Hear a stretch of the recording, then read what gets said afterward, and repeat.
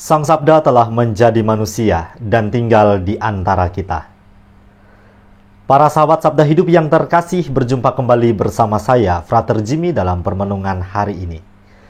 Permenungan kita akan diambil dari Injil Matius bab 11 ayat 11 sampai ayat yang ke-15. Mari kita meluangkan waktu sejenak untuk merenungkan Sabda Tuhan. Dalam nama Bapa dan Putra dan Roh Kudus. Amin. Semoga Tuhan beserta kita, sekarang dan selama-lamanya.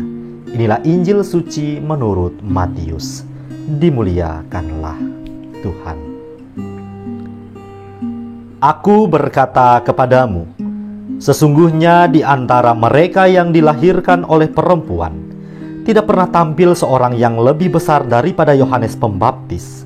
Namun yang terkecil dalam kerajaan sorga lebih besar daripadanya.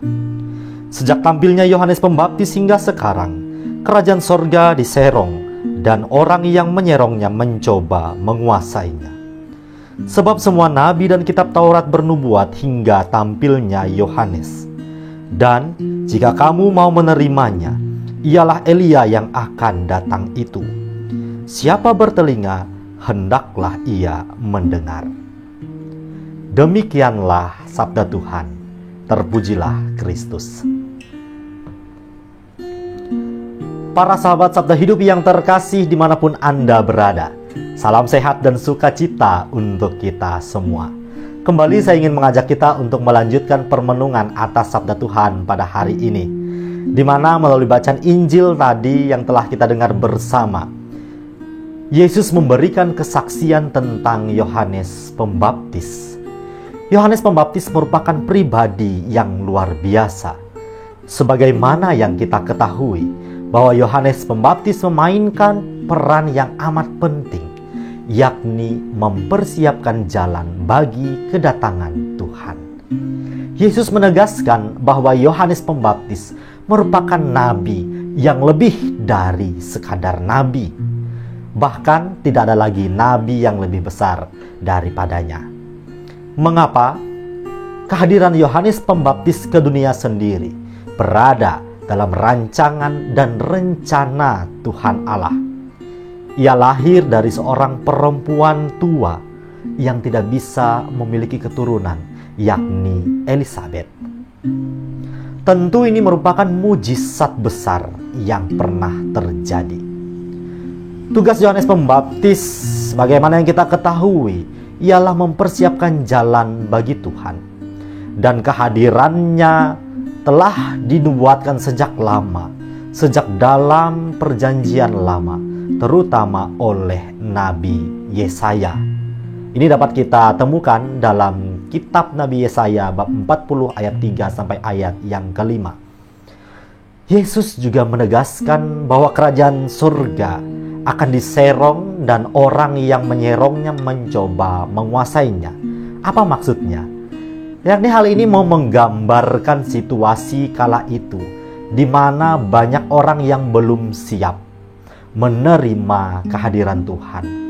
Maka tampilnya Yohanes Pembaptis memainkan peranan yang penting untuk mempersiapkan jalan bagi Tuhan, sehingga ketika Tuhan datang ke dunia, tidak ada satupun penghalangnya. Yohanes Pembaptis dalam mempersiapkan jalan bagi Tuhan selalu menyerukan pertobatan.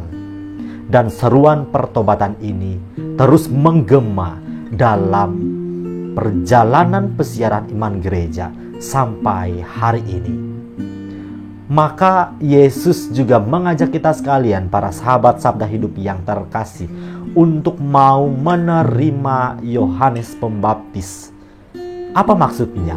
Yaitu ketika kita mau menerima Yohanes Pembaptis, tentu kita juga diminta menerima seruan pertobatannya. Pertobatan menjadi dasar, kunci yang paling pertama dan utama untuk dapat menyambut, menerima kehadiran Tuhan dalam hidup kita. Mustahil kita dapat menerima kehadiran Tuhan apabila kita tidak mempersiapkan diri dengan baik, yakni dengan masuk pada pertobatan yang sejati. Hanya dengan pertobatanlah kita dimungkinkan untuk memiliki hati yang baru, memiliki tempat yang bersih bagi hadirnya Tuhan Allah. Maka pertobatan bukanlah hal yang mudah.